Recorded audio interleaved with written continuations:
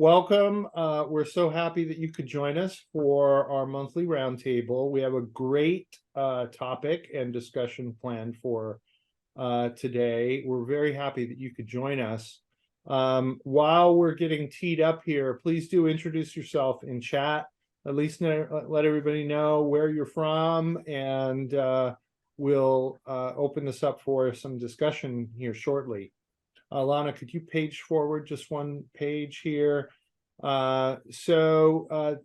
have our usual lineup of speakers. Stephanie is not here today, but we have the wonderful Alana, who's our marketing analyst, who helps us get all of this pulled together. Andrea Dooling, who is the one of our expert faculty members and owns the YouTube channel Not Me Notary. And we were just talking about, Andrea, you're going to do some updates on that, right? Really soon. But now that you've said it, I have to. Now you're committed. Now you're committed. That's right. That's the first step. That's the first step into getting stuff done. That's right. You know, I did hear this thing, though. If you say you're going to do something in public, in some ways it erodes your ability to do it, because you get that dopamine rush from, oh, I've said it, I'm going to do it. Everybody says, oh, yeah, wonderful. And then you don't do it because you've already expended that little dopamine rush. So I don't know if that's true. I think accountability is important. And now you're accountable, Andrea. We're waiting with bated breath for your latest video. All right. Enter dramatic music. And also Lori Glockner, my sister and director of operations for Notary2Pro, does all our mentoring and many other things. So glad you guys could join us. And a page forward, Alana, if you would. And today we have a very, very special guest, Sue Hope, who are a good friend and the CEO of Notary Assist. And hello. We're so happy you could join us. And you look just like your picture. Yay! Well, that's good. That's good, right? Like, that's who I am. Okay. So we'll loop back a little bit and talk about what you're offering our students and our listeners today in terms of a free trial. But Alana, if you could just page forward, just a reminder for everybody, these are monthly. I'm sorry, I think we're out of order on this. Just a reminder, these are half-hour roundtables, and our goal here is to give you really good information that helps you in your business, helps you in your life, and just makes things better as a notary. So today our topic is keeping accurate records, and a perfect one for Sue to join us on, because you are all about records. I'm all about it. I'm a notary nerd who likes to keep things documented. Awesome. So thank you all for joining us, and we encourage you to put questions into the chat, and we will try to Alana will speak up for you, and we will try to answer all of your questions. While we're introducing Sue, could we ask Alana, I think you're going to put a link into the chat for everybody. And Sue, can you explain to everybody what that link is all about? Well, this link is special because it's specific for Notary2Pro people. You're special, and I want to give you something special. So this link will actually take you to our free trial, and our free trial lasts for 30 days or 20 new appointments, whichever comes first. There's a big red subscribe now button, but you do not have to click it. That means I'm ready to start paying. But we'll do the countdown for you. So feel free to enjoy all the aspects of Notary Assist software, get to know it, get to ask questions, find out if Notary Assist is right for you. Because I don't ask for a credit card. I know some people might say that's really bad business, but I hate it when I sign up for something and then I don't realize I'm paying for it for like 3 months, and that makes me really sad. So I'm not going to ask you for a credit card to try out our software. I want you to try it. I want you to get started. I want you to see how how empowering it can be to know where you are in your business at all times. And I think you might really enjoy it. So when you're ready, you can actually click subscribe now and give me your credit card. I'm not going to take it from you right up front. So I feel like Perfect. we might need to like go on a date or something first before I ask you to marry me. I don't know. I'm an old school girl. Yeah, this isn't Tinder here. This isn't No, Tinder. No. no, we're keeping it G-rated. We talked about that earlier. Okay. Okay, very good. So I love that we were able to pull this together. Thank you for offering this to our students and our friends at Notary2Pro, because it is so timely to the topic, which is to stay organized. And for business owners, and every one of our notaries is a business owner first, right? In addition to being a notary, it's critical to stay organized. And you almost don't know that when you first get your commission. You get your commission and you start helping the public, which is fantastic, which is kind of what our commonality is. We all on some level want to help our clients or our public. But then all of a sudden you have to realize, well, how am I going to get paid? How am I going to get paid as a person? Am I going to get paid as a business? And there's all sorts of different things that go around with that. So you kind of almost go through business 101 with a fire hose. You learn it really quick. And so Yeah, Notary Assist is there to kind of just help make that transition easier. yeah. And whether you use Notary Assist for whatever you do, it's critical to stay organized, track your receivables, pay taxes. We don't want to mess with the IRS, right? No. So that's another reason. So Alana, could we page forward and maybe let's dive right into this topic. So I mentioned a couple things, right? Sue talked about getting paid, which is critical. But for notaries, we have a special fiduciary responsibility to keep accurate records. And Andrea, I kind of want to put you on the spot because you've talked a little bit about this, if I recall correctly, on some of your videos about the importance of records and the legal requirements for being a notary. Do you want to just talk a little bit about that? This is a topic pretty important to all of us, but I think to you especially. Sure. So there are many different pieces to being a notary or a loan signing agent. So of course, now you're operating your own business. So all of your expenditures needs to be accounted for. You need to make sure you hold on to at least electronic receipts of all of the different things that you purchase: paper, pens, toner, your notary journal, Notary Assist, just everything that's associated with your business. But then, like Sue said, you also want to be paid. So you have to make sure that all of your companies that you're working for are, which ones do I need to send an invoice to? Which ones are already automatically send my payout 30, 45 days. And you want to track who's paid you and who hasn't. The other thing is you also want to track your clients, the signers, who you want to track their information as well. Therefore, you have the appropriate documentation showing what all you notarized, what types of documents you notarized, and who you've notarized for. So it's kind of like there's different lanes, and you have to remember your receivables, your payables, your clients that you've worked for, and keep track of all of that. And sometimes it can be a bit overwhelming, but it's something that you definitely have to do. And then come tax time, if you are organized, then it will make filing your taxes a whole lot easier. It will definitely make it a smooth process versus you trying to hunt down everything. After the fact and going through a Right. shoebox full of receipts. Right. The very specific accurate. Oh, you're going out. You're frozen. And we lost him. He got, Oops. oopsie. I thought it was me. I was like, oops, I'm going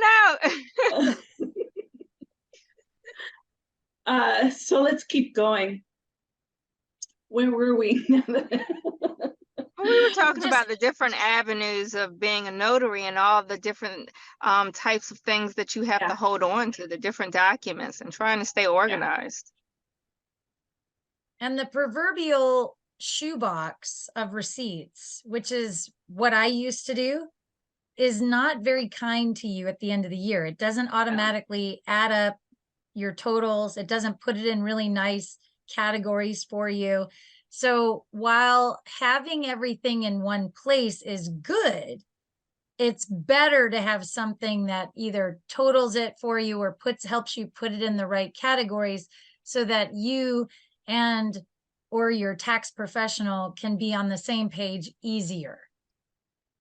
Correct. I used to use Excel when I first started, and that was a nightmare. Trying to figure out my own formulas and trying to key in like all of my payments. Who hasn't paid me yet and who has? And Notary Assist definitely helps tremendously in that area, and it was a game changer for me. Oh, Instead well, of and I was spending an hours Excel and girl too. hours. What was that? I'm so sorry, Lori. Go ahead. Instead of spending hours and hours and going through everything, it's like Right. It's already Ah. figured out for you. yeah, and then receipts fade too.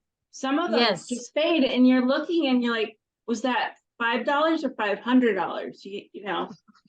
Mhm.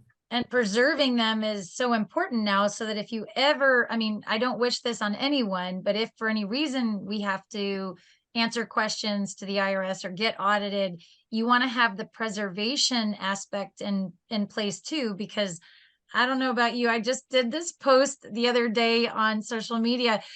There was a receipt in the laundry. And I was like, so I took a picture of it. I'm like, God, I hope this is not an important receipt. Mhm. Because life happens. You want to try and preserve Right. all those important documents, and so that they don't end up in the laundry or life or water or your pocket. Mhm. And I'm so sorry I disappeared there for a minute, guys. I don't know what happened. My internet just popped or something. So, I hear the tremendous enthusiasm for technology and Notary Assist to help us stay on track with records. Can I bring us back to one of the most basic things that notaries have for keeping records, and that's your journal? Mhm.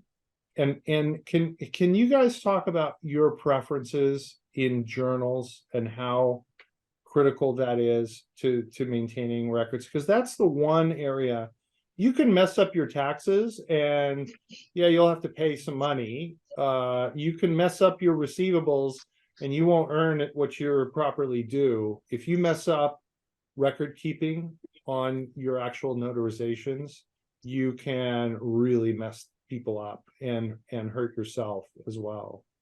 So Lori or Andrea or Sue, for that matter, you're a notary. Talk about the importance of the journal and what you look for in filling out a good journal.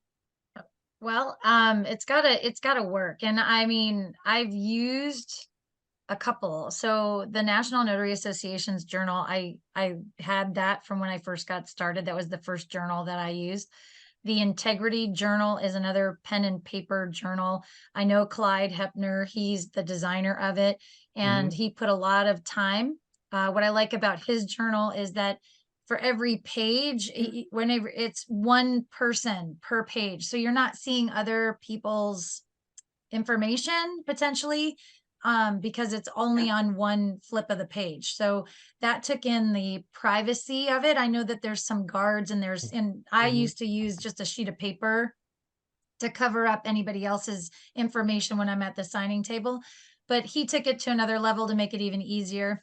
I've had the pleasure to meet Lee Bostic. He's the owner of Notary Act. I've also met Nick Koval, and he's with Jurat Inc. So there's a couple of digital journals out there that make things as far as technology. I'm kind of a technology kind of girl. So I think that's an incredible opportunity too. It's, anything that helps me stop writing a ton of things. I mean, I don't know about anybody else, but carpal tunnel's real.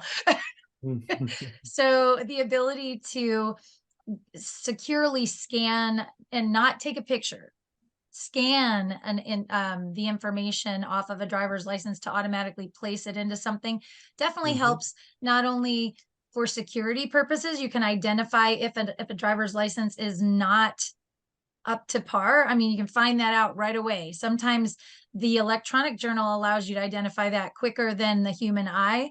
So it's just another layer. So look at your state's requirements, see which ones are approved. If you want to go electronic, see which ones are approved in your state. But if you want to be traditional, go with something that actually works for what you're doing. The NNA has one, like I said, there's ones on Amazon. Clyde's is fantastic with the Integrity Journal. There's another one, Kim Flanagan got another journal that she took a ton of time to be really detailed. So it helps you go through a checklist of all the things that you might have to come across while you're at a signing table, whether it's for a loan signing or an estate planning or a general notary work. There's some incredibly intuitive, smart notaries out there that are putting out journals that really help us. So look at what speaks to you and go with something that, as long as it meets all of your state requirements and it works for you, it should be something you can look at. Yeah, thanks, Sue. Lori, you started to comment earlier, I think. Probably. Okay. The journal is my memory. Yeah. I put everything down in my journal. One thing that with Notary Assist, when I was entering in the jobs and stuff, there was something in there that you could put notes in. And so it was hold on, there's pop up. There was in Notary Assist, I would actually put more notes in. So it was in my journal and in like the billing or something with Notary Assist. Because I mean, at times there was, you just forget at times. You just forget. Yeah, and at times there's I might have so many during the day, and then I'm just, they all mesh together. And so I have to put everything, little details and stuff that came up in the journal. And so I do it not only written in my journal, but also in the billing system and stuff. Yeah. Andrea, I think you're a little sharper than me. I can't remember what I had for lunch, but do you find that, I mean, your journal, like for Lori, is your record? I'm sorry, Lori, go ahead. Real quick, I just wanted to say something that there are certain hiring companies that specifically say you cannot use an electronic journal. So you not only have to look at your state, but you have to read the contract of who's hiring you and if it's allowed or not. Because notaries have gotten into trouble with companies because they did use an electronic when it specifically stated not to. Yeah. Sorry to interrupt. No, that's great. That's a great comment. Thank you. So any other thoughts on journals, and then we'll go back into some other record keeping. No, I think everyone's points were very good points. Awesome. Thank you. You guys are terrific. So, with the journals, in California, it's very different than in like Arizona and Texas. And back to Clyde Hettner's journal, it's really good for California notaries because you can fill out so many notarizations, because you have to mark each one, record it in California for every single one for each signer. And so it helped a lot with, speaking of carpal tunnel, a lot with just the writing and filling out and avoiding duplication. Yes. Yeah. Yeah, because well, maybe we should invite Clyde onto our call. What do you think? That's a good idea. Anyway, Okay, good. Alana, I think we're, our enthusiasm is getting the best of us because we have a lot more to talk about. We do, but before we move on, I wanted us to answer a question from Luz. And she asked, in regards to receipts, which format works best, pictures or PDFs, and where should they be kept? Hmm. Do I get to answer? I'll just jump in. I'm like- if you'd like to, sure, go ahead. Either one will suffice. You just want to preserve it. So taking an image is great. It's better than the pocket and going into the laundry. But you can also scan it in and save it as a PDF.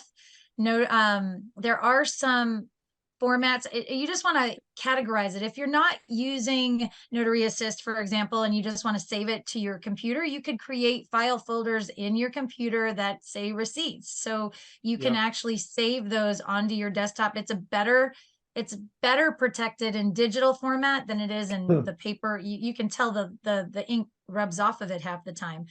But you can also upload it in Notary Assist. Allows you to take a picture or save a PDF. So you have both options, and you can actually take the image and upload it right next to the receipt or the the expense entry. So you have it all together. Yeah. And I think what's really most important is not necessarily the format, but that you actually remember to get a copy of the receipt and you put it somewhere, whether it's Notary Assist or another system or your own filing system, where you can recover that receipt. And for me, you know, when I enter all my travel receipts, it's right here on the phone, because I can do it immediately. I don't have to wait and have a file full or a shoebox full to go and reconstruct in terms of identifying my expenses. And the copies are so good now. Was there another question, Alana? Or actually, you did a quick poll. Would you like to share that?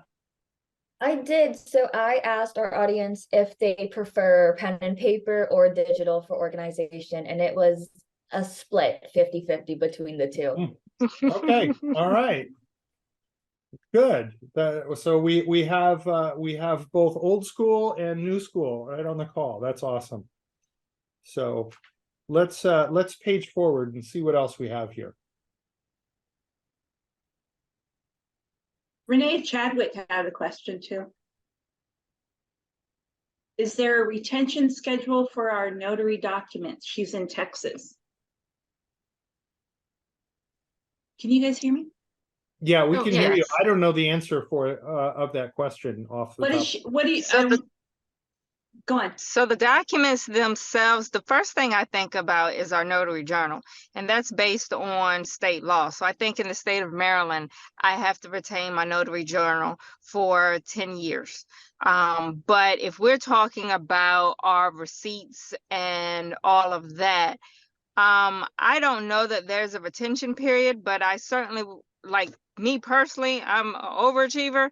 I'm certainly going to hold on to this stuff at least for 2 years. But if I'm using different programs and I can scan my receipts in, let's say I have something, I bought office supplies and I'm going to scan my receipts into the program that I'm using, then that's going to hold on to it for however long. I would think Sue would be able to answer how long receipts can be held into Notary Assist, but I would think that 5 years from now, you'd still have those electronic documents that are in Notary Assist or whatever program you're using. But yeah, I think that's based on preference, how long you really want to keep all of that. I think there is an IRS requirement. And Sue, do you know 7 years, right? Yeah, okay. 7. If that's Seven. that's the estimated, that's what that's the average that the IRS recommends is 7. Notary Assist will hold records for as long as you keep a subscription. We also allow for storage only. We have a lot of notaries that have retired or no longer active notaries, but they want to hold on to their records for a certain amount of time after they give up their commission, just in case of audit. So they actually pay a retention, which is a much lower fee. Just the storage only is only $50 per year, but that will securely back up and keep everything securely stored until such time that you can reach out to us and say, okay, it's been 10 years or 5 years or 7 years. I no longer need this stored any longer. And you can give it up at that point in time. Well, the thing is with electronic storage, there's no reason unless you just don't want them around anymore for some reason. Right. You know, you don't want the evidence around. I don't know. On all those expensive meals, you know, I don't know. But I have my records back from, I think, 1999 or something. So anyway, why don't we 7 go is a forward? good average. A good, I think, a good recommendation. So Andrea, let's take this to you. You came up with some really good recommendations for keeping organized and keeping proper records. You want to share some of those with us? Sure. So I'll try to be brief. I know that we don't have a whole lot of time, but one thing that I tend to do is at the very least, I allot an hour a week to just go through my emails, to go through any paperwork, to try to reconcile all of my credit cards and who's paid me and who hasn't. And I actually put that on my calendar, and I'll say, I think I call it desk work or something along those lines. And I know that I'm going to be sitting at my desk for at least the next hour working on getting myself organized. Also, at the end of the day, when I'm thinking of all the things that I need to make sure I accomplish for the next day, I have a to-do list, and writing that to-do list for the next day, doing that task at the end of the current day, studies have found that that is the best time to create that to-do list. Also, you want to make sure that your office space is very neat, because they say that to have a cluttered desk sometimes helps to make for a cluttered mind. So if your desk is organized and you have everything filed away, then that helps your mind and helps you stay organized in your head as well. Also, this may be off topic, but I just felt it necessary to know where you get your business from. Who are your most important clients? Who are the ones that really are feeding you and making sure that your business is thriving? And then the other thing, passwords. And when I first started, I thought one password would suffice, but every company has their own password system. And after a while, I realized I had 50 different passwords. And then on top of that, some companies, after 30 days, they want you to create a new password. And so I'm stuck with trying to remember all of these passwords. Figure out how to keep all that organized. I like to jot it down on my phone, but if you're gonna write it down on, with pen and paper, then obviously you need to make sure it's in a secure location. But you want to make sure that you have your passwords always handy. Therefore, when you get a signing, you're not stumbling around trying to figure out what was your password to get into whatever portal. Yeah, I love all of your comments, Andrea. I mean, you and I are so much in sync in terms of scheduling, to-do lists, keeping the office neat. You got to dedicate some time to stay on top of that. Passwords, I'm not sure anybody has a good answer. I know there's some software to keep all your passwords done. We just got a comment from Cynthia. She says she likes password management tools. Like it was a Bitwarden you recommended, Cynthia. I'm not familiar with that one. There's some AI tools that help you now with this password management, but it's the bane of my existence. I don't know about you guys. LastPass is a good one too. Yes, right. One I use. That's Lori's recommendation. Okay, we are almost out of time. We are. I don't want to just be an endless plug of one thing that popped into my mind though is and now it popped out again. So sorry, we'll have to circle back. Lori, what were your top tips? Consistency and just regularly like Andrea said, scheduling time. If I don't schedule it in, it's not going to happen. And keeping organized again, knowing where you actually put things. If your desk is clear and you cleared it away, where did you put those things? So organizing files, knowing where everything is, and if you have a last minute signing, so you can grab everything, and try and keep it all contained. And then backups. I have things, not only, I have it in like 3 or 4 different spots in case I do get locked out of, you know, this online thing, or this thumb drive, or that my computer crashes, something happens. I have it in different clouds. I have it saved in different areas, thumb drives, and just, you know, that is such an important tip, because if you don't have a backup, if you've ever lost your data source, you will never want to do that again, because it's truly horrifying, right? And so I have stuff on OneDrive. I have stuff in an online backup. I have stuff on a zip or an external hard drive. It's so important. And now I remember, Sue, what I was going to comment on. Andrea made the point about knowing where your business comes from is so important to managing your business. And one of the things that we, just for the audience, we did a separate interview of Sue where she went through a complete demo, and we'll have that deep out on dive. a deep dive, right, on Notary Assist. So one of the things that have impressed me are the tools that you can use out of that to really understand where your work is coming from, and how to manage that connection with those clients. So great tools. We look for that demo on the website soon. We'll announce that when Alana puts the recording of this out on our website. So I have nothing new except technology. I mean, even if it's just an e-calendar, the technology is so important. It makes life so much easier. I'm an old school guy. I keep notebooks. I make physical notes and everything. But let's face it, this world allows us so many conveniences if we can just use those tools. I'm deep into AI now, and I'm amazed at what you can do with AI and record keeping and knowing where your files are. It's amazing. The one thing that nobody mentioned is, and I just want to point out, part of being organized is setting boundaries for yourself, right?